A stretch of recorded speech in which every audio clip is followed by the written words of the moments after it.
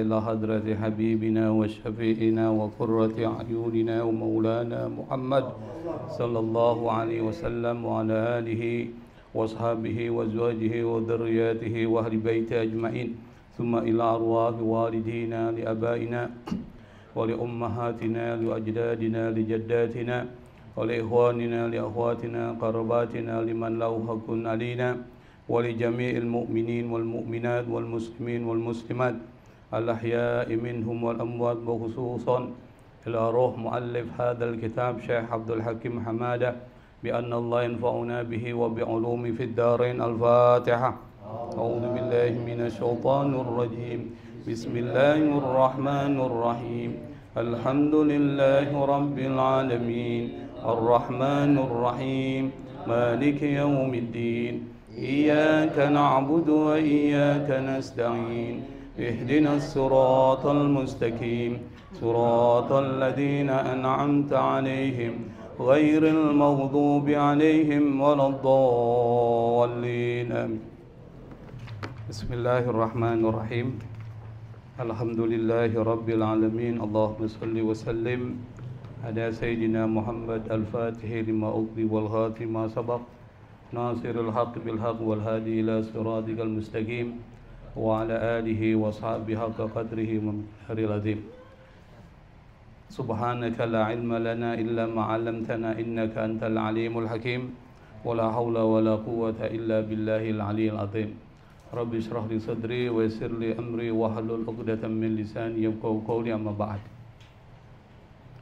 Pada pembahasan lanjutan dari pembahasan sebelumnya, kita sekarang masuk pada pembahasan tentang qasar.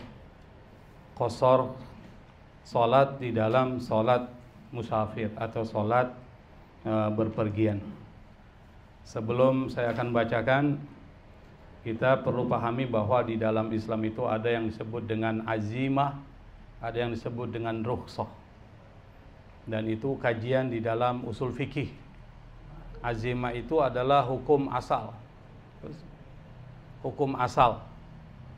Misalnya wudu itu hukum asal. Nanti kemudian karena tidak ada air, maka kemudian beralih menjadi ada rukhsahnya, keringanan.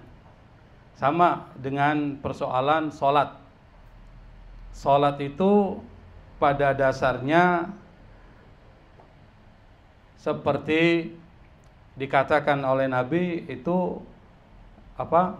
Misalnya sholat zuhur itu 4 rakaat, sholat asar 4 rakaat, maghrib 3 dan seterusnya. Itu namanya azimah, itu hukum asal. Tapi nanti ketika melakukan berpergian, maka di situ ada keringanan. Kenapa ada keringanan? Karena di situ ada kesulitan, masyaqqah. Kesulitan itu yang membuat Allah Subhanahu wa taala memberikan keringanan. Maka di situ nanti ada yang disebut dengan qasar.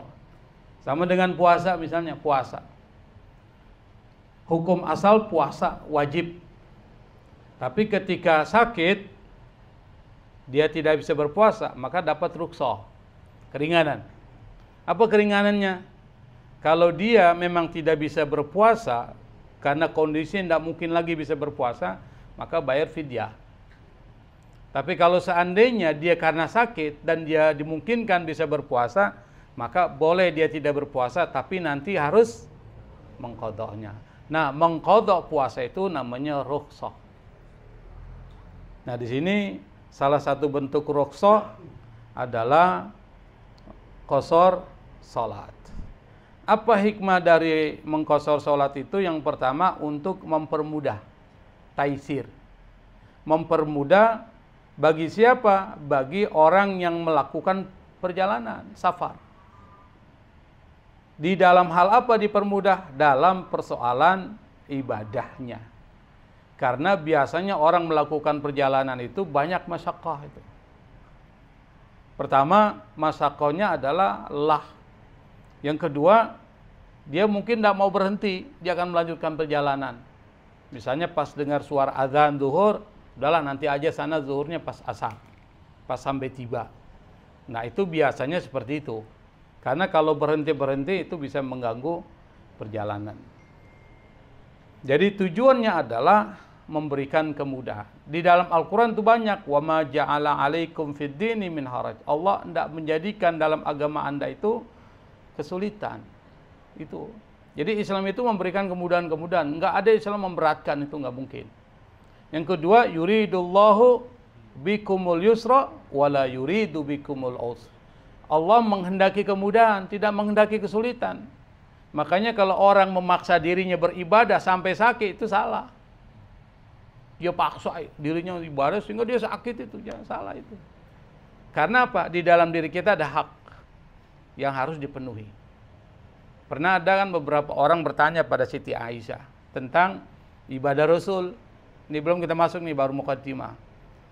Dia tanya kepada Siti Aisyah, ya Aisyah, kira-kira ibadah Nabi itu seperti apa sih? Siti Aisyah bilang, Nabi kalau sholat begini, dia puasa begini. Sampai 3 orang itu bilang sama diri mereka masing, kalau begitu aja, Nabi yang sudah dijamin masuk surga, ibadahnya seperti itu, maka saya nggak akan malam nggak akan tidur, saya akan ibadah, sholat tahajud. Jadi menghidupkan malamnya itu. Yang kedua mengatakan saya akan puasa terus, nggak akan berbuka. Jadi setiap hari berpuasa. Yang ketiga, saya tidak akan menikah, saya akan ibadah. Nabi dengar 3 orang ini, Nabi mengatakan, apakah Anda yang mengatakan seperti ini, seperti itu? Iya. Apa kata Nabi? Saya ini orang yang paling baik daripada kalian.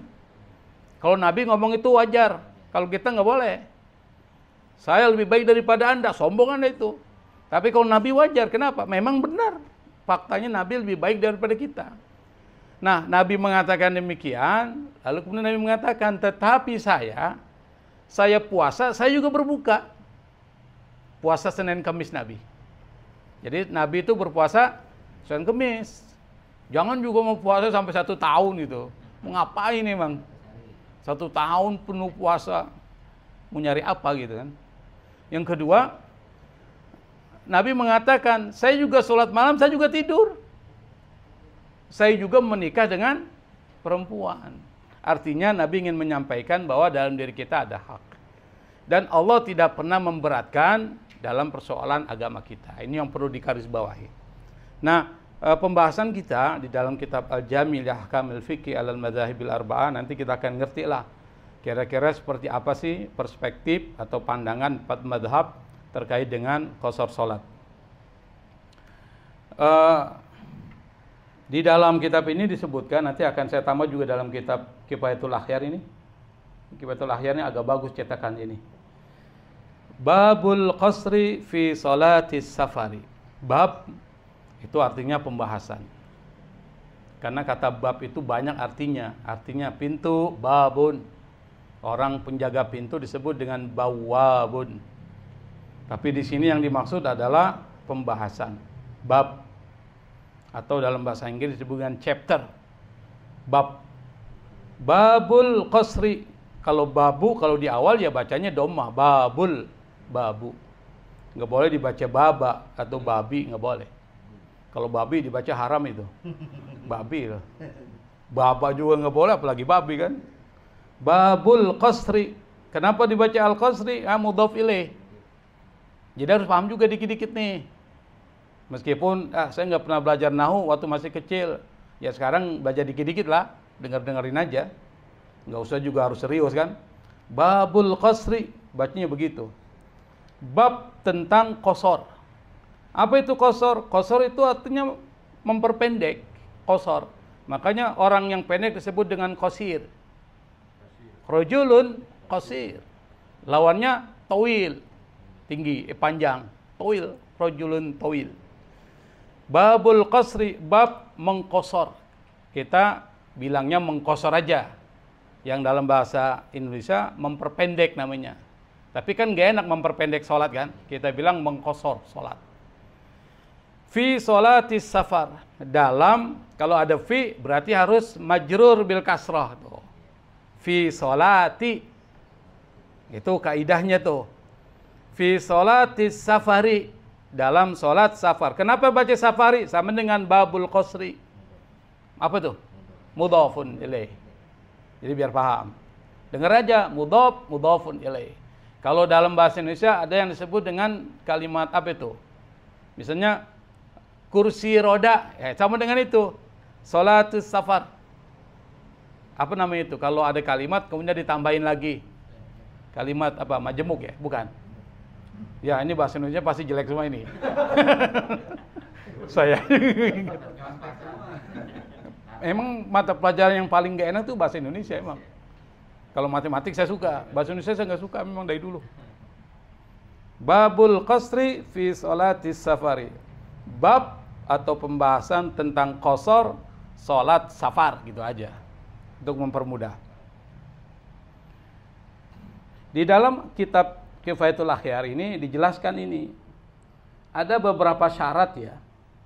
Ada beberapa syarat yang harus dipenuhi pada saat ketika kita melaksanakan atau mendapatkan qasar salat. Di sini ada yang pertama ayyakuna safaruhu fi ghairi ma'siyah. Jadi safarnya itu harus tujuannya bukan sesuatu yang maksiat. Jadi berpergiannya bukan berpergian untuk mencuri, menipu, untuk melakukan korupsi atau untuk melakukan sesuatu yang maksiat, itu nggak kena qasar. Jadi yang pertama harus sesuatu yang bukan maksiat. Yang kedua itu disebutkan di dalam kitab Kifayatul Akhyar, disebutkan wa'an takuna masafatuhu 16 farsakhan. Jadi jaraknya harus memenuhi standar. Nanti kita akan jelaskan. Jadi jangan sampai kita mengatakan bahwa kita pergi ke Palmera itu qasar salat. Itu bukan dianggap safar, tapi namanya dhihab. Bedakan ad-dhihab dengan as-safar. Ad-dhihab itu pergi. Perginya itu enggak sampai batasan safar. Nanti yang disebut dengan batasan safar kira-kira berapa kilometer nanti akan disebutkan di dalam kitab ini. Hukmu qasris salatir rubaiyati fis safar. Hukmu. Dibacanya hukmu. Kenapa dibaca hukmu? Domah, kenapa? Ada yang tahu?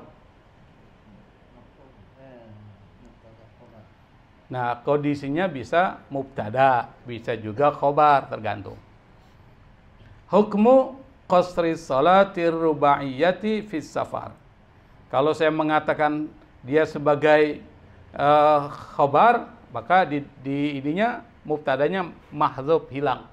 Kalau dibaca hadza hukmu qasri salatir rubaiyati fis safar. Hukum mengqasar salat yang 4 rakaat rubaiyah, arba'ah. Dari kata arba'ah muncul rubaiyah, itu 4 rakaat fis safar. Bagaimana hukumnya? Kalau kita melakukan perjalanan sudah memenuhi standar jaraknya dan perjalanan bukan untuk maksiat, maka berlaku qasar salat. Kira-kira wajib atau boleh atau sunnah hukumnya. Nah, ini yang dibahas di dalam perbandingan mazhab. Kalau misalnya kita melakukan perjalanan ke Bandung, biasanya kita qasar salat nggak sih? Wajib apa enggak? Apakah Anda harus mengqasar salat? Ini pertanyaannya. Wajib nggak Anda mengqasar? Atau pilihan? Anda bisa mengqasar, bisa juga menyempurnakan 4 rakaat, tergantung kemauan kita. Yang mana yang benar? Kalau wajib berarti kalau Anda tidak melaksanakan Anda berdosa. Nah, di sini akan dibahas ini. Yang pertama, qala Syafi'iyyu wa Ahmadu yajuzu lahu ayyutimma. Kata Imam Syafi'i dan Imam Ahmad bin Hambal, Imam Syafi'i pendiri mazhab Syafi'iyah, yang mazhab itu menyebar dari Mesir, nanti kemudian lari sampai ke Hadramaut, dari Hadramaut dibawa ke Nusantara. Jadi menyebarnya di situ. Malaysia, Malaysia, Filipina di Moro itu, sampai Thailand, Fatani, sampai ke Indonesia. Itu mazhabnya Syafi'i. Kenapa? Karena yang bawa itu dari murid Imam Syafi'i yang di Mesir. Imam Syafi'i meninggalnya di Mesir. Awalnya berkembang di Irak, meninggal di Mesir. Nah, dari Mesir dibawalah kemudian oleh murid-muridnya sampai ke Hadramaut. Para habaib itu. Makanya para habaib rata-rata mazhabnya apa? Syafi'i. Sampai kemudian ke wilayah Nusantara ini. Yang disebut Nusantara ya termasuk tadi Malaysia. Itulah archipelago kan. Ada Malaysia, Patani. Makanya orang-orang Patani Thailand bahasanya Melayu ke kita. Orang Malaysia Melayu. Orang-orang Filipina Moro itu Melayu itu. Tapi Moro, Filipina Selatan. Kalau Filipina sana Kristen. Tapi kalau Filipina Selatan itu Moro. Itu rata-rata mazhab Syafi'i. Siapa pendirinya? Imam Syafi'i. Muhammad bin Idris Asy-Syafi'i. Yang kedua Imam Ahmad. Imam Ahmad bin Hambal mazhabnya nggak banyak berkembang. Cuma di daerah Saudi Arabia saja tuh. Sampai berkembang di Kuwait. Di Qatar, Kuwait. Itu mazhab Hambali. Padahal Imam Ahmad adalah muridnya Imam Syafi'i. Tapi beda pendapat. Kata kedua ulama pendiri mazhab ini, yaitu Imam Syafi'i dan Imam Ahmad, mereka mengatakan ya juzulahu ayyutimma. Boleh bagi orang yang melakukan perjalanan safar yang telah memenuhi syaratnya, boleh dia mengqashar, boleh juga menyempurnakan. Jadi misalnya kalau dia sholat zuhur misalnya di perjalanan nih, nanti kita akan jelaskan kapan batasannya. Dia boleh memperpendek jadi 2 rakaat. Kalau dia nggak mau, udah 4 boleh. Itu kata siapa itu? Imam Syafi'i dan Imam Ahmad. Qala Abu Hanifah, Abu Hanifah pendiri mazhab Hanafi. Mazhab Hanafi ini kan berkembang itu di wilayah Asia Selatan, Asia Tengah. Asia Selatan mana itu? India, Bangladesh, Pakistan, itu mazhabnya Hanafi. Dan di wilayah Asia Tengah itu. Asia Tengah mana? Misalnya Uzbekistan. Apalagi Afghanistan yang ada tantannya itu loh. Bukan Pakistan, Asia Selatan. Tajikistan, termasuk daerah Bukhara. Imam Bukhari itu dari Bukhara itu. Itu mazhabnya Hanafi. Imam Abu Hanifah. Apa kata Imam Abu Hanifah? Annahu wajibun. Jadi mengqashar salat itu wajib. Kata siapa itu? Abu Hanifah. Bukan lagi persoalan pilihan, itu wajib. Indahum al-wajibu aqallu minal fardhi. Bagi mazhab Hanafi, wajib aqallu minal fardhi. Itu lebih apa? Lebih rendah daripada fardu. Jadi kata kalau mazhab Syafi'i itu menyamakan wajib dan fardu. Perlu dipahami nih. Kata Imam Syafi'i dan Imam Ahmad, fardu dan wajib sama. Tapi kata Imam Abu Hanifah, wajib dan fardu beda. Itu persoalannya. Saya berikan contoh. Ya agak sedikit akademik nih. Agak sedikit akademik ini. Jadi kalau fardu itu adalah ketentuan yang dalilnya adalah mutawatir, hadis dan Quran. Kalau Quran dalilnya dan hadis mutawatir, apa itu hadis mutawatir? Ada yang tahu nggak? Hadis mutawatir itu adalah hadis yang diriwayatkan dalam masing-masing tabaqatnya, misalnya dari sahabat itu nggak kurang dari 40. Tawatir tuh. Nanti habis sahabat siapa lagi generasinya siapa? Tabi'in tidak kurang dari 40. Setelah tabi'in, tabi'in nggak kurang dari 40. Namanya mutawatir. Mutawatir. Kira-kira bohong nggak hadis itu? Nggak mungkin bohong karena periwayatnya hampir 40, nggak akan kurang. Yang kedua Quran. Tapi kalau dalilnya hadis ahad. Hadis ahad itu adalah hadis yang tingkatannya di bawah mutawatir. Diriwayatkan kurang dari 40, namanya hadis ahad. Maka ketentuan hukumnya jadi wajib. Itu kata siapa tuh? Saya beri contoh agar mudah. Membaca Quran itu fardu di dalam sholat, kata Abu Hanifah. Mana dalilnya? Quran. Faqra'u ma tayassara binal Quran. Dalam surat Al-Muzammil itu ada tuh. Faqra'u, maka bacalah. Ma tayassara minal Quran. Ayat-ayat Quran yang mudah buat engkau. Itu dalilnya. Berarti kalau kita sholat, fardu membaca Quran. Pertanyaannya, bagaimana kalau yang dibaca itu bukan Fatihah? Bukan Fatihah ini, tapi Quran. Misalnya Quran apa aja Quran. Kata Imam Abu Hanifah, membaca Fatihah itu dalilnya hadis ahad. Maka hukumnya wajib aja. Wajib. Berarti kalau nggak baca Fatihah, kata Abu Hanifah, itu nggak membatalkan sholat. Yang penting baca Quran. Bisa dipahami ini? Tapi kata mazhab Syafi'i, dalilnya adalah Al-Quran, tapi Al-Quran ini dijelaskan dengan hadis. La sholata liman lam yaqra' bi fatihatil kitab. Tidak sah sholat tanpa membaca surat Al-Fatihah. Maka yang dimaksud oleh Allah membaca Quran itu adalah surat Al-Fatihah. Maka keadaannya fardu dan wajib sama. Makanya kita kalau nggak membaca Fatihah, kira-kira batal nggak sholat kita? Batal.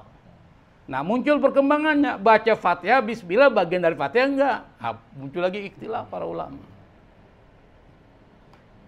Kata Imam Malik, itu bukan bagian dari Fatihah, Bismillah. Hanya al-faslu baina suwar, hanya memisahkan surat-surat aja. Seperti ada 113 Bismillah itu, kecuali surat At-Taubah. Itu kata mazhab Malik itu al-faslu baina suwar, bukan ayat. Oleh karena itu maka tidak perlu dibaca, hukumnya makruh. Kata siapa tuh? Imam Malik. Makanya Imam Malik kalau sholat nggak baca Bismillah. Setelah baca amin, baca lagi nggak Bismillah dalam surat? Nggak, langsung qul huwallahu ahad. Itu banyak kita lihat itu di masjid-masjid. Tapi kadang-kadang masjid yang gunakan nggak ngerti dia pakai mazhab apa. Persoalannya itu, dia cuma ikut-ikutan. Misalnya kalau dia pakai mazhab Maliki, konsisten dong dengan mazhab Maliki. Misalnya kalau sholat tarawih, dia harus 4-4-3. Itu mazhab Maliki itu. Bukan 2-2-2-2, 8 kali baru 3.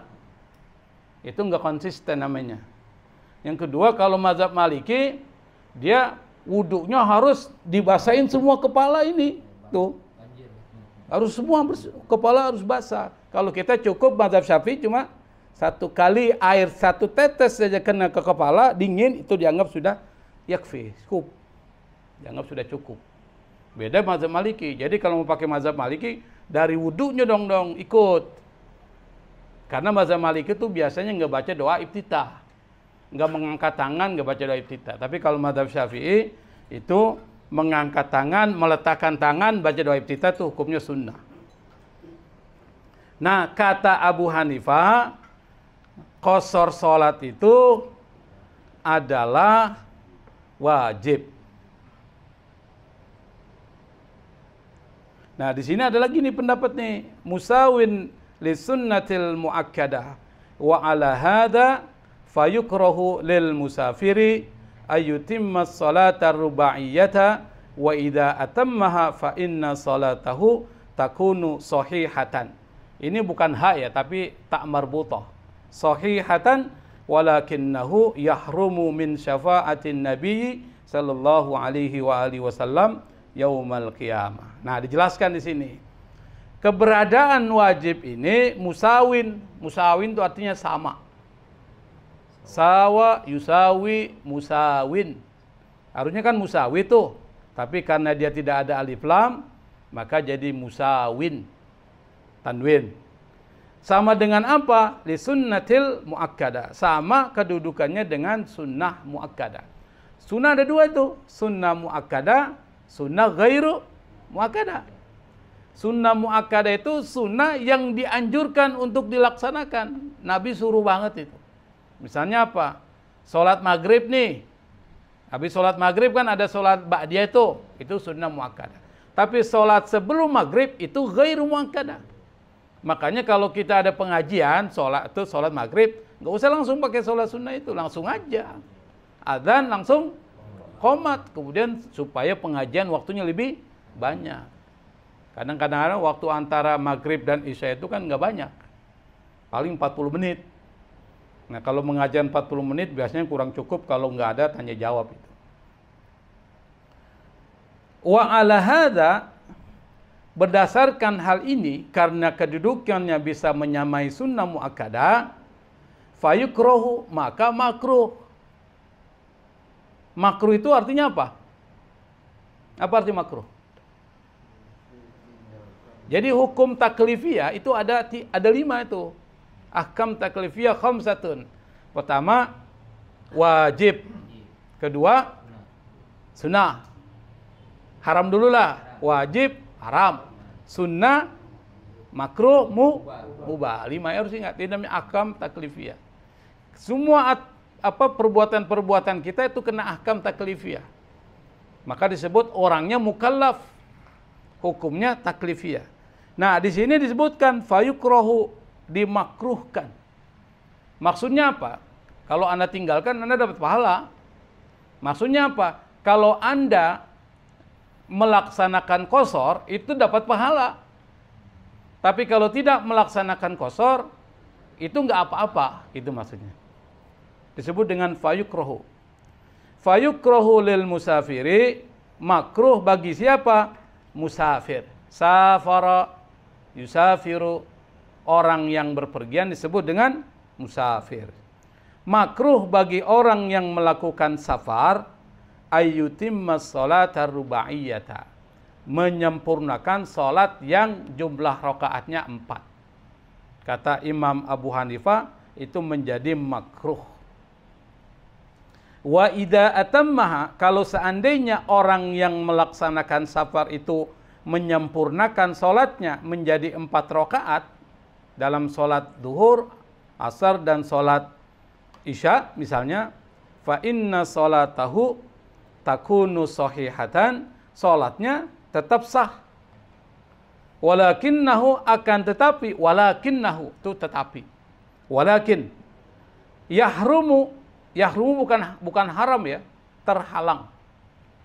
Yang disebut dengan yahrumu itu terhalang, tercegah. Tercegah dari apa? Min syafaatin Nabi, dari syafaat Nabi Muhammad sallallahu alaihi wasallam yaumul qiyamah. Dan yang kita cari nanti itu syafaat Nabi. Jadi ada syafaat Nabi, ada syafaat Quran. Nah, beda ini. Kalau syafaat Nabi, kita sudah masuk neraka itu Nabi selamatin. Berarti udah kecebur dulu, udah kebakar. Itu syafaat Nabi. Tapi syafaat Quran, sebelum Anda masuk ke dalam neraka, Al-Quran sudah menyelamatkan Anda. Makanya disuruh iqra'ul Quran. Fa innahu ya'ti yaumal qiyamati syafi'an li ashabi. Baca Quran, karena nanti Al-Quran akan menjadi syafi'an, akan menjadi pemberi syafaat. Bagi siapa? Yang baca. Nah, kalau bicara tentang fadilahnya banyak banget. Tapi perlu dibedakan, syafaat Quran lebih besar dari syafaat Nabi. Bedanya di mana? Syafaat Nabi, kita sudah masuk neraka itu, baru Nabi selamatin. Tapi syafaat Quran, sebelum Anda masuk neraka, Al-Quran sudah nyelamatin Anda. Itu bedanya. Maka perbanyak baca Quran. 1 hari misalnya 1 lembar. Berarti kalau 1 hari 1 lembar, 10 hari 1 juz. 10 lembar. 10 lembar 1 juz. Berarti kalau 10 hari 1 juz, 30 juz berapa hari itu? Hah? 10 hari 1 juz. 10 hari 1 juz kan? Berarti kalau 30 juz berapa hari? Wah, matematikanya berantakan. Tadi bahasa Indonesianya berantakan. Ini yang masih sekolah ini, Pan. Berapa, Pan? Berapa? Kita udah nggak sekolah lagi nih, Pan. Udah. 10 hari 1 juz. Berarti kalau 30 juz berapa hari? 30 kali 10 kan? 300 hari. 300 hari berarti sama dengan hampir 1 tahun. Tapi kebangetan lah, masuk kita 1 tahun 1 kali khatam. Kalau bisa sih 1 bulan 1 kali khatam. Jangan 1 juz 1 bulan. 1 bulan 1 kali khatam, berarti 1 tahun 12 khatam. Berarti 1 hari berapa juz? 1 juz, kan nggak sulit. 1 juz 10 lembar 20 halaman. Masa nggak bisa sih? Pasti bisa lah, pasti nggak bisa. Ada yang pensiun sih bisa. Ya ini kan soal kemauan aja, mau pensiun tidak kan semuanya bisa kan. Walakinnahu yahrumu min syafa'atin nabi. Tetapi orang yang tidak melaksanakan qasar, kata Imam Abu Hanifah, itu bisa tercegah dari dapat syafaat Nabi Muhammad SAW. Tapi itu pendapat ya, kita boleh mengikuti pendapat Imam Syafi'i, Imam Ahmad, atau Imam Abu Hanifah. Dan yang berikutnya adalah pendapat Imam Malik. Qala Malik. Qala Malikun, berkata Imam Malik. Apa kata Imam Malik, pendiri mazhab Maliki? Nah, mazhab Maliki ini menyebarnya di mana? Afrika Utara. Afrika Utara sampai Spanyol, itu Malik itu. Misalnya Afrika Utara mana? Mesir. Mesir itu mazhab resminya Malik. Meskipun sudah ada mazhab Hanafi, mazhab Syafi'i, tapi mazhab resminya adalah mazhab Maliki. Mesir, Aljazair, Maroko, kemudian apalagi Tunisia, itu mazhabnya adalah Maliki. Sampai ke Spanyol tuh. Spanyol itu mana tuh? Granada itu. Cordoba, Kurtuba itu Cordoba, Kurtubi itu dari Cordoba. Apa kita bahas itu yang kitab Mukhtasar Qurtubi itu dari Imam Muhammad Al-Qurtubi dari Cordoba, dari Spanyol, dan mazhabnya Maliki. Jadi mazhabnya adalah Maliki. Jadi kalau ditanya di mana perkembangan mazhab Maliki, itu menyebar di wilayah Afrika Utara dan di wilayah Cordoba atau Spanyol. Qala Malik, Imam Malik berkata, inna qasras salat. Kalau ada inna berarti depannya fathah. Inna qasra. Innal insana. Apalagi tuh? Innal jannata. Tuh, inna. Oh, itu enggak itu. Mahalahin tuh. Inna qasras salati sunnatun muakkadatun. Mengqasar salat itu, kata Imam Malik, hukumnya adalah sunnah muakkadah. Hampir sama dengan Abu Hanifah, tapi Abu Hanifah dia wajib, tapi wajib menyerupai sunnah muakkadah. Kalau mazhab Syafi'i dan mazhab Ahmad bin Hambal, wajib dan fardu sama gitu loh. Nah, kata Imam Malik, inna qasras salati sunnatun muakkadah. Hukumnya adalah sunnah muakkadah. Maksudnya apa? Harus atau Nabi menganjurkan kita melakukannya daripada meninggalkannya. Akadu min salatil jamaati. Lebih kuat dari salat jamaah. Tuh. Lebih kuat dari salat jamaah. Wa idza tarakahul musafiru, apabila musafir, orang yang berpergian, meninggalkan qasar salat itu, fala yu'akhadhu ala tarki. Tidak dapat siksa karena meninggalkannya. Jadi kalau dia meninggalkan tidak qasar salat, ya nggak apa-apa, tidak dapat sanksi dari Allah Subhanahu wa taala. Tetapi kata Imam Malik, walakinnahu, akan tetapi yahrumu min thawabi sunnatil muakkadati faqat. Tapi dia tidak mendapatkan pahala sunnah muakkadah saja. Wala yahrumu min syafaatin nabi, dan tidak juga dia tercegah dari syafaat Nabi. Kira-kira bedanya dengan Imam Abu Hanifah apa tadi itu? Apa bedanya dengan Imam Malik? Masih ingat nggak? Kalau Abu Hanifah, kalau tidak melakukan qasar, dia tidak dapat syafaat Nabi. Tapi kata Imam Malik, dia tetap dapat syafaat Nabi, tetapi dia tidak mendapatkan pahala sunnah. Beda kan? Beda, karena syafaat Nabi beda dengan persoalan ini. Nah, apa yang membuat mereka itu terjadi perdebatan? Yang pertama, sepakat mereka dalilnya adalah Al-Quran. Sepakat. Tetapi yang menjadi ilat kenapa qasar itu dilaksanakan, itu yang menjadi perdebatan nanti. Karena di sini ada ayyab in khiftum ayyabtinakumul ladina kafaru. Nah, ini dalam surah An-Nisa 101, ad-dalilu qala ta'ala, dalilnya adalah Apa yang membuat Islam itu kuat? Karena Islam selalu ada dalilnya. Beda dengan agama lain tuh. Kalau agama Kristen kan banyak asumsi. Misalnya mengatakan Tuhan itu 3. Mana dasarnya? Dia berasumsi. Tidak ada dasarnya dalam Alkitab. Makanya di antara mereka itu konsep ketuhanan nggak pernah selesai. Kenapa? Ya karena nggak jelas. Karena mereka buat-buat. Nah kalau dalam Islam jelas. Anda mengatakan A, ini dalilnya Quran. Ketika bicara tentang persoalan qasar salat, dalilnya jelas. Tapi memang nanti dalam penafsiran terjadi perbedaan pendapat. Nah kita bacakan. Wa idza darabtum fil ardi, apabila kalian, apa artinya darabtum itu? Nah, di sini kan artinya memukul kan? Darabtum fil ardi, memukul apa itu? Bumi katanya. Bukan itu maksudnya. Di dalam bahasa Arab ada yang disebut dengan mustalahat atau disebut dengan idiom. Bahasa Inggris itu ada idiom. Ungkapan yang memang kalau diartikan secara literal enggak begitu. Wa idza darabtum fil ardi, maksudnya apabila kalian melakukan perjalanan. Bukan memukul bumi, nanti dianggap ilmu memukul bumi, ilmu lampa lumpuh. Jadi memukul bumi maksudnya melaksanakan perjalanan. Falaisa alaikum junahun, maka tidak berdosa terhadap kalian. Falaisa alaikum junah, junah itu dosa. Tidak ada dosa. Dosa apa?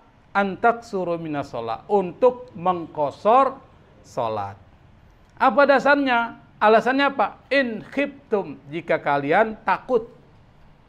Ayyabtinakumul ladina kafaru, jika kalian khawatir orang-orang kafir akan memberikan fitnah terhadap kalian, memberikan bencana kepada kalian. Jadi dari ayat ini yang menjadi ilat itu alasan hukum. Kalau dalam bahasa hukum namanya rasiologis, tapi disebut dengan ilat. Apa itu ilatnya? Kalau Anda khawatir, berarti kalau aman boleh enggak? Kalau aman boleh enggak? Tidak mengkosor. Kita kalau melaksanakan perjalanan dari Jakarta ke Surabaya, aman nggak sih perjalanannya? Ada begal nggak? Ada musuh nggak? Nah, apakah kemudian itu kita semuanya boleh nggak melaksanakan qasas sholat? Dan ada perdebatan di sini. Pada zaman Nabi itu kasusnya adalah terkait dengan persoalan itu kan peperangan sholat khauf. Ada khauf di situ, 1 rakaat. Itu mengqasar menjadi 1 rakaat. Nah, nanti ada perdebatan. Kalau Anda baca buku Bidayatul Mujtahid, itu perdebatannya panjang banget dan susah dipahami. Karena sudah bicara tentang logika, bicara tentang dalil, sampai-sampai saya buka kitab itu, saya nggak mampu membacanya, saya cari syarahnya. Syarah Bidayatul Mujtahid, baru paham. Karena ada syarah namanya tuh, saya lupa ada beberapa jilid, kalau kita bidaykan 1 jilid aja tuh. Tapi syarahnya sampai 6 jilid kalau nggak salah, atau 8 jilid. Itu dijelasin tuh kata-kata yang disebutkan di situ yang menjadi sebab perbedaan pendapat. Tapi saya nggak akan jelaskan kepada Anda, nanti Anda bisa mencret-mencret. Kenapa? Memang agak berat, ini akademik sekali, susah. Kalau dijelaskan agak susah juga. Hah? Bisa mencret-mencretnya. Nah, coba kita lihat sini. Jadi dalilnya jelas ya. Nah, sekarang kita lihat hukmu qasri salati indal fuqaha. Lah ini kok balik lagi ya? Kayaknya balik lagi nih. Hukum mengqasar salat menurut para ahli fikih. Tadi sudah dijelaskan kan? Nah, sekarang dijelaskan lagi. Kita jelaskan lagi lah, nanti di bawahnya bukan ada dalil hadis. Qala Abu Hanifah berkata, innal qasra huwa fardul musafiril muta'ayyini alaih. Qasar itu adalah kewajiban dari orang yang melakukan perjalanan yang perjalanannya itu pasti, jelas, tertentu. Jadi bukan jalan-jalan aja, nggak tahu arah. Kan ada orang ke jalan-jalan yuk, jalan-jalan yang ada tujuannya, itu nggak kena qasar. Kita jalan-jalan yuk nanti ke sana yuk. Dia jalan-jalan sampai Bogor, kayaknya kita terus nih, terus itu nggak dapat qasar itu, karena ghair muta'ayyin, dia nggak jelas. Misalnya kalau jelas begini, Kita pergi ke sana yuk, ziarah ke makam Habib Soleh Tanggul misalnya. Di daerah Jember kan. Itu jelas tuh, tujuannya jelas. Nah, di situ berlaku dapat keringanan yang disebut dengan qasar. Kata Imam Abu Hanifah itu fardu. Kata Imam Syafi'i, Imam Syafi'i ada dua pendapat. Al-qasru wal itmamu kilaihuma fardun mukhayyarun kal khiyari fi wajibil kafarah. Pendapat pertama, qasar dan itmam itu kedua-duanya wajib. Tetapi milih. Wajib dilaksanakan tapi milih. Anda memilih apa? Dan memilih mana? Memilih qasar atau memilih itmam. Dua-duanya wajib. Tapi memilih. Kalau Anda misalnya melakukan perjalanan, Anda pilih mana? Qasar. Nah, itu jadi wajibnya qasar. Saya nggak mau qasar, saya mau itmam aja. Ya wajibnya itmam. Maksudnya gitu. Dia fardu tetapi mukhayyar. Mukhayyar itu memilih. Memilih antara qasar atau sempurna, menyempurnakan sholat. Kal khiyari fi wajibil kafarah. Seperti memilih dalam kaitan dengan wajibnya kafarat. Kafarat itu artinya apa tuh? Kita misalnya sumpah. Sumpah kita tidak kita laksanakan. Kira-kira cara mengganti sumpah yang kita tidak laksanakan dengan apa? Bayar kafarat. Bayar kafarat itu kan pertama apa tuh? Puasa. Puasa berapa kali? Ada yang 2 bulan berturut-turut tuh kalau seandainya dia melaksanakan misalnya hubungan suami istri bulan Ramadan tuh misalnya. Itu bisa terjadi tuh. Yang kedua, membebaskan budak. Yang ketiga, memberi makan orang miskin. Itu namanya boleh memilih di antara 3 itu. Itu namanya kal khiyari fi wajibil kafarah. Itu kata Imam Syafi'i. Kata Imam Syafi'i yang kedua, qala fi ba'di riwayatihi, beliau berkata di dalam sebagian riwayat beliau bahwa qasar itu innahu rukhsah. Bahwa qasar itu adalah rukhsah. Rukhsah itu artinya apa? Keringanan yang diberikan oleh Allah Subhanahu wa taala karena dia melakukan perjalanan dan perjalanan itu ada masyaqqah. Makanya ada perkataan mengatakan as-safar nisful adab. Perjalanan itu setengah dari adab. Kenapa? Kalau Anda melakukan perjalanan, apalagi kalau jalannya nggak bagus tuh. Kalau di daerah Jawa masih mulus, tapi kalau Anda berada di Sulawesi Tengah, itu luar biasa perjalanannya. Begini-begini. Sampingnya jurang. Kelok-kelok ke atas gitu. Setengah mati. Kalau orang yang nggak pandai membawa mobil, bisa masuk jurang itu. Kayak Bang Hakim pasti masuk jurang. Markir aja setengah mati dia. Pan, tuh. Kamu tuh. Markir aja susah kan? Saya ingat waktu di Masjid Nurul Hikmah. Untung ada ini basit. Dia parkir cepet banget dia. Mestinya lega jalanannya. Baru dapat nyenggol. Qala Malik al-qasru sunnah. Kata Imam Malik, qasar itu hukumnya sunnah. Nah, nanti saya akan jelaskan sedikit lah kenapa kok bisa terjadi perbedaan pendapat. Di sini ada dalil-dalilnya. Nanti kita coba pelajari. Yang pertama, ada dalil hadis. Jadi Quran kuat nih. Nanti Quran itu karena perkataannya bersifat umum, nanti akan dijelaskan di dalam hadis-hadis. Itu hebatnya Islam. Nah, di sini ada hadis Ya'la bin Umayyah. Ya'la bin Umayyah ini adalah salah seorang sahabat Nabi yang masuk Islam pada saat Fathu Makkah. Fathu Makkah itu penaklukan kota Mekah. Ya, banyak tuh orang-orang masuk Islam. Nah, disitulah kemudian Islam menjadi kuat. Sampai kemudian Khalifah Umar, Khalifah Abu Bakar, Umar, Utsman, dia dapat posisi itu. Dapat jabatan. Pada saat Khalifah Ali bin Abi Thalib dipecat oleh Ali bin Abi Thalib. Akhirnya dia memberontak terhadap Ali bin Abi Thalib. Kira-kira gimana hukumnya tuh? Sahabat yang memberontak kepada Ali. Gimana hukumnya? Siti Aisyah pernah memberontak kepada Ali bin Abi Thalib, padahal istri Nabi. Sementara Ali bin Abi Thalib punya kekuasaan yang sah. Tidak boleh kekuasaan sah itu harus digulingkan. Di sinilah terjadi yang disebut dengan persoalan teologis. Karena nggak mungkin kita kurang ajar kepada para sahabat Nabi, nggak mungkin lah. Anda berani kurang ajar dengan sahabat Nabi? Maka muncullah satu kaidah teologis yang mengatakan wa ma jara baina sihabi naskutu wa amma ajrul ijtihadi nusbitu.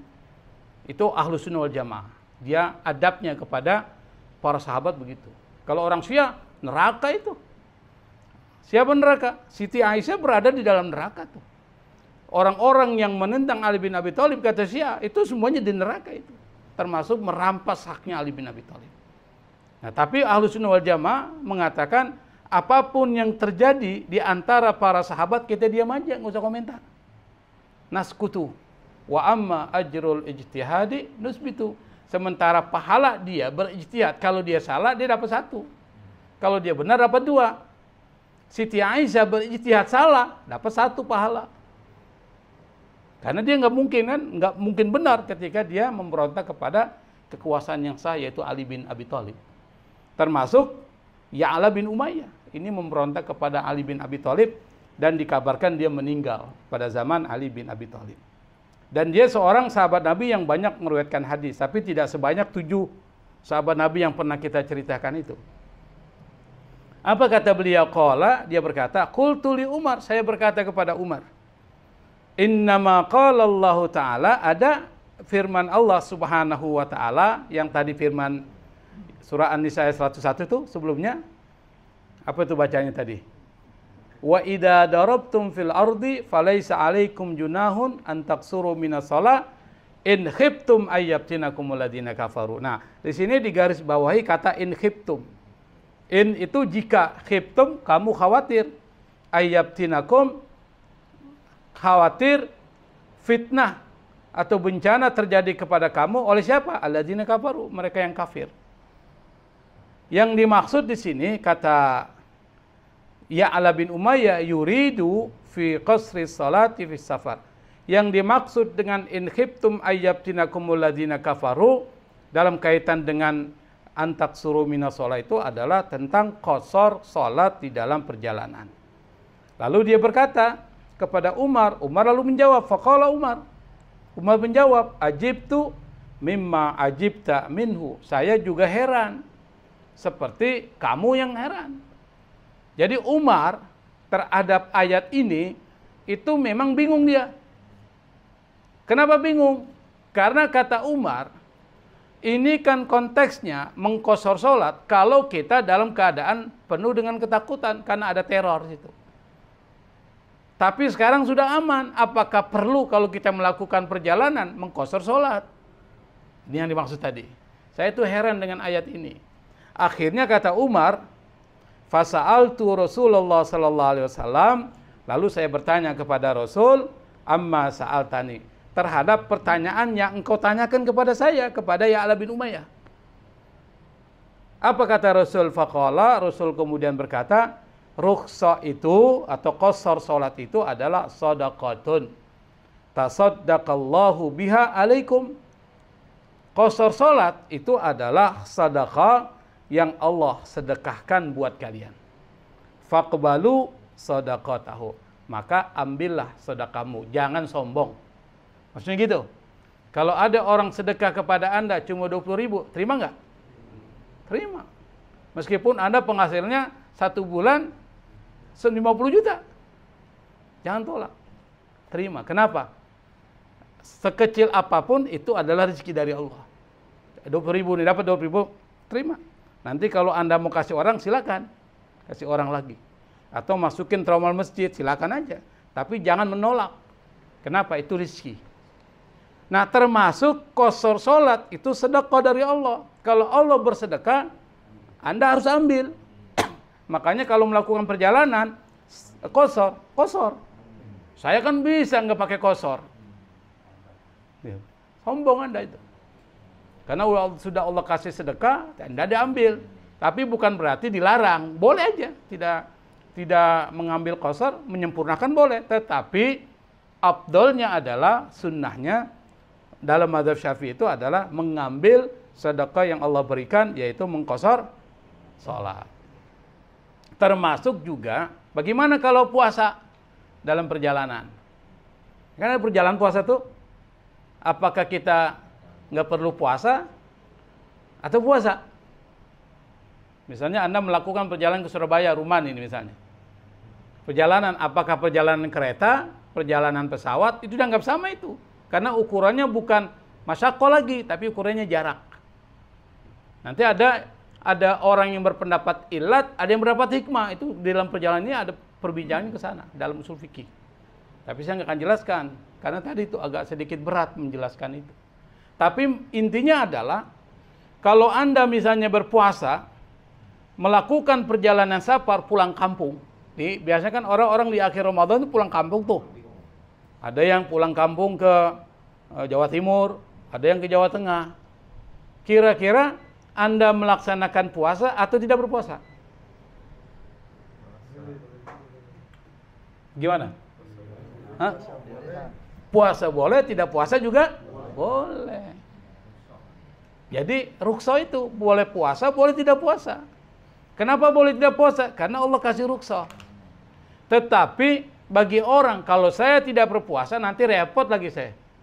Kenapa? Karena biasanya mengkodoknya itu repot. Nah, puasa aja ya nggak apa-apa. Tapi dalam terkait dengan qasar, ambil tuh qasar aja. Jadi jangan saya bisa itmam menyempurnakan sampai 4 rakaat saya bisa, saya masih kuat. Bukan soal kuat, ini soal sedekah. Ambil aja sedekah yang diberikan oleh Allah Subhanahu wa taala. Nah, hadis ini memberikan satu gambaran bahwa qasar menjadi penting. Gitu loh. Karena ada pendapat dari Siti Aisyah, tidak ada qasar itu. Semuanya itmam. Tapi kemudian dikritik. Nggak mungkin Aisyah mengatakan demikian. Kenapa? Nggak mungkin Aisyah berbeda dengan para sahabat lain. Nggak mungkin. Nanti akan dijelaskan juga di sini. Yang kedua, yang pertama hadis Ya'la bin Umayyah. Yang kedua hadis Abi Kilabah. Nah, Abi Kilabah juga nih seorang sahabat Nabi yang luar biasa hebat. Orang sahabat Nabi yang paling bersyukur. Yang paling sabar. Dan sahabat Nabi yang meninggalnya terakhir itu Abi Kilabah. Bukan pakai kaf ya. Kilab itu anjing tuh. Tapi pakai qaf. Kilabah. Abi Kilabah. Kenapa saya mengatakan dia sahabat yang paling sabar? Saya akan cerita bagaimana Abi Kilabah ini. Jadi Abi Kilabah ini itu tinggal di satu tenda. Di satu tenda dan dia hidupnya miskin. Matanya buta. Nggak bisa melihat. Telinganya itu nggak bisa mendengar, udah tuli. Mulutnya masih bisa bicara. Tangannya putus, kakinya putus. Kira-kira gimana itu, Pak? Tangannya putus, kakinya putus, matanya buta, dia nggak bisa mendengar tapi masih bisa bicara. Anda bisa bayangkan gimana? Nah, dia satu ketika ada seseorang datang ke tenda itu. Dia mendengar perkataan dari Abi Kilabah yang mengatakan, meskipun kondisinya sudah seperti itu, dia mengatakan, saya bersyukur kepada Allah Subhanahu wa taala yang telah banyak memberikan nikmat kepadaku yang begitu besar. Orang yang lewat kaget, gimana sih ini orang? Orang udah buntung, kakinya udah putus, dia nggak bisa mendengar, matanya buta dan seterusnya. Kok masih bicara tentang nikmat? Sampai dia berkata, nikmat apa yang kau syukuri? Kata orang itu kan. Apa dia bilang? Saya masih diberikan lidah untuk bisa berzikir kepada Allah Subhanahu wa taala. Dan tidak semua orang diberikan itu. Dan saya bersyukur. Dan saya masih diberikan anak yang mampu memberikan bantuan kepada saya. Jadi yang ngasih makan anaknya. Tapi kata dia, sudah 1 minggu ini anak saya nggak kelihatan. 1 minggu ini anak saya nggak kelihatan. Dia minta tolong sama orang itu, bisa nggak kau carikan anak saya itu di mana? Biasanya dia datang ini membawa makan. Ini udah 1 minggu nggak datang.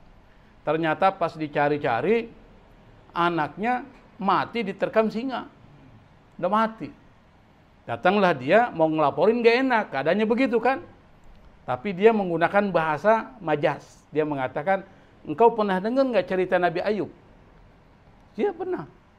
Bagaimana Nabi Ayub itu diberikan musibah oleh Allah Subhanahu wa taala. Kau pernah dengar kalau Nabi Ayub hartanya habis? Iya. Kau pernah dengar kalau anak-anaknya dimatikan oleh Allah Subhanahu wa taala? Iya juga. Anakmu yang kau cari itu sudah meninggal dunia, sudah dimakan oleh singa. Dibilang alhamdulillah. Bayangkan. Kalau Bang Hakim, kalau Ivan itu gimana? Gitu kan. Dia bilang, alhamdulillah saya masih diberikan nikmat seorang anak yang berbakti kepada saya.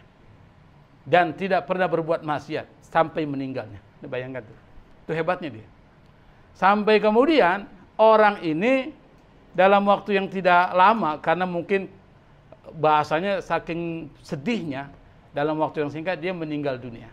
Sampai diurus oleh orang yang tadi dan orang yang kedua. Yang bisa dilihat dari sini adalah sahabat Nabi yang paling sabar ini Abu Kilabah. Nah, Abu Kilabah ini meriwayatkan satu hadis, an rajulin min bani Amirin atan Nabiyya sallallahu alaihi wasallam, tentang seorang laki-laki min dari Bani Amir atan Nabiyya, mendatangi Nabi, faqala sallallahu alaihi wasallam, Nabi pun kemudian berkata, innallaha wada'a 'anil musafiri as-sauma wa syatras salati. Sungguh Allah Subhanahu wa taala telah mengangkat dari orang musafir apa? Puasa. Jadi boleh orang musafir enggak puasa, boleh. Wa syatras salat, dan mengangkat kewajiban salat full menjadi setengah salat yang disebut dengan qasar salat. Nah, kedua hadis Nabi ini ingin menjelaskan bahwa qasar salat adalah sesuatu yang ada, sesuatu yang disyariatkan oleh Allah Subhanahu wa taala. Bisa dipahami ya? Nah, sekarang coba kita lanjutkan. Ini udah jam 9 ini. Kita kebut aja lah. Al-munaqashah. Mana yang lagi? Oh, masih ada lagi hadis ya? Hadis Aisyah. Hadis Aisyah, hadisu Aisyah taqalat. Jadi ada 3 hadis ini. Furidatis salatu raq'ataini. Kata Siti Aisyah, salat itu diwajibkan 2 rakaat. Fa uqirrat salatus safar. Lalu kemudian salat safar ditetapkan 2 rakaat.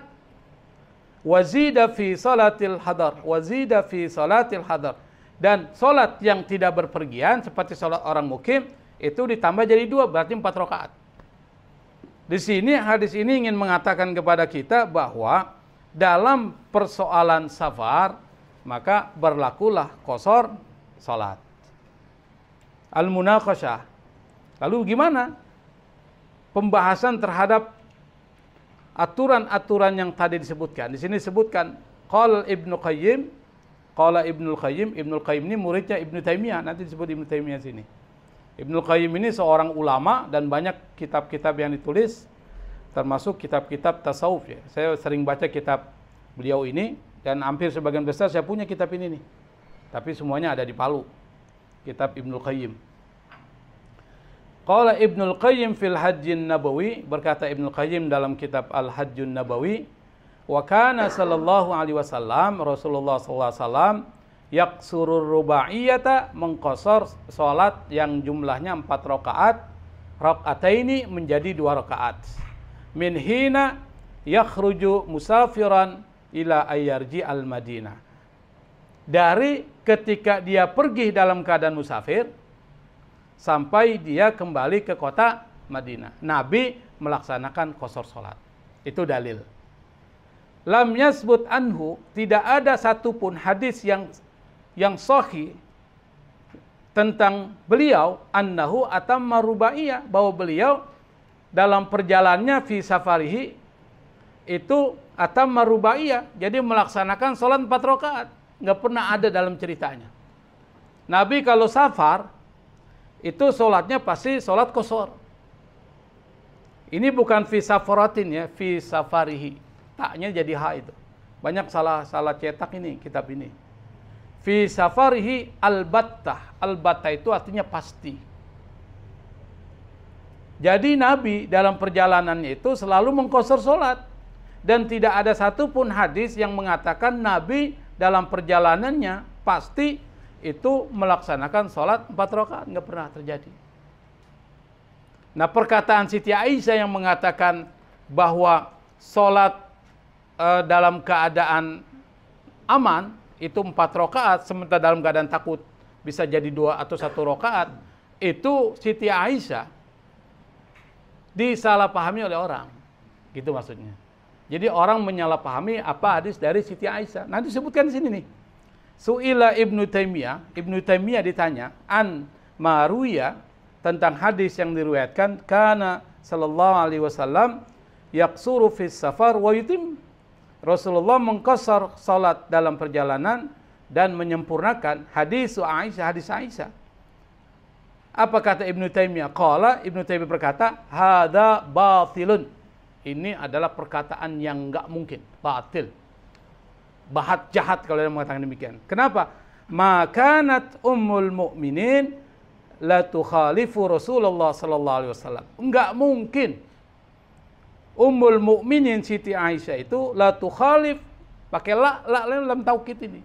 La tukhalif, berbeda, menyalahi siapa? Rasulullah sallallahu alaihi wasallam. Enggak mungkin lah.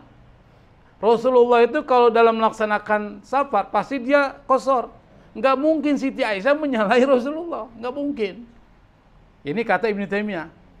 Dan enggak mungkin juga menyalahi siapa? Wa jami'a ashabi, semua sahabat-sahabat Rasul, enggak mungkin. Maksudnya dia sendiri ngomong gitu. Fatusalli khilafa salatin. Lalu kemudian Siti Aisyah salat berbeda dengan salatnya mereka, enggak mungkin. Jadi perkataan orang yang mengatakan Siti Aisyah meniadakan qasar salat itu enggak mungkin. Ya, kita lanjutkan. Wa qadruya diriwayatkan anna Utsman bin Affan wa Sayyidah Aisyah dan Sayyidah Aisyah qala, keduanya berkata fi itmami shalah. Keduanya berkata bahwa tidak ada salat qasar, semuanya salat itmam. Maksudnya gitu. Siti Aisyah dan Utsman mengatakan tidak ada qasar salat, semuanya ada salat itmam. Apa kata ulama yang bernama Az-Zuhri? Az-Zuhri ini adalah seorang ahli hadis. Dia mengatakan faqultu li Urwa. Saya bertanya kepada Urwa bin Zubair. Siapa Urwa bin Zubair? Urwa bin Zubair adalah ponakannya Siti Aisyah. Yang dekat kepada Siti Aisyah, pasti dia tahu apa yang terjadi kepada Siti Aisyah. Apa kata Zuhri? Zuhri bertanya kepada Urwa. Ini bukan Zuhri ini kan? Berarti Ahmad Zuhri ngambil dari Az-Zuhri ini. Apa kata Zuhri terhadap Urwa? Urwa ini Urwa bin Zubair, ponakan dari Siti Aisyah. Dia mengatakan, ma balu Aisyata tutimmu. Ma balu itu artinya mengapa? Limada? Ma baluka. Mengapa engkau? Di sini ma balu Aisyata tutimmu.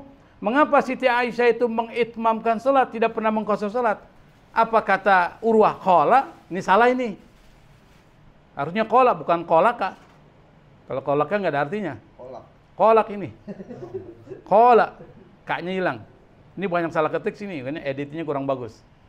Innaha ta'awwalat kama ta'awwala Utsman. Itu Siti Aisyah. Itu ta'awwala. Dia kembali kepada pendapat yang mengatakan qasar. Kama ta'awwala Utsman. Sebagaimana Utsman. Sama. Jadi kalau ada pendapat yang mengatakan bahwa Utsman dan Siti Aisyah itu berpendapat tidak ada qasar, semuanya harus itmam, sempurna maupun dalam perjalanan, itu perkataan nggak benar, batil. Jadi intinya adalah al-khulasa kana yaksuru wa yutimmu, bahwa beliau mengqasar salat dalam perjalanan dan menyempurnakan salat ketika tidak dalam perjalanan. Nah, mengenai jarak nanti insya Allah kita akan bahas pada pertemuan yang berikutnya, al-masafa allati yajuzu fiha qasr shalah. Insyaallah kita akan bahas pada pembahasan berikutnya, dan ini sudah bicara tentang perdebatan-perdebatan di sini. Insyaallah kita akan mengetahui pandangan 4 mazhab dan alasannya kenapa bisa terjadi perbedaan pendapat. Dan insyaallah untuk hukum tentang qasar salat, sebab perbedaan pendapatnya nanti saya akan jelaskan. Tapi secara pelan-pelan ya, supaya mudah dipahami. Kalau ternyata enggak mudah dipahami, nggak usah dipikirin. Itu aja intinya. Nggak usah dipikirin supaya nggak pusing. Tapi nanti bicara tentang, karena ini bicara tentang logika hukum dan logika nas. Saya pikir untuk pertemuan hari ini saya anggap selesai karena udah jam 9:11. Mudah-mudahan pembukaan ini dan seterusnya kita tetap konsisten.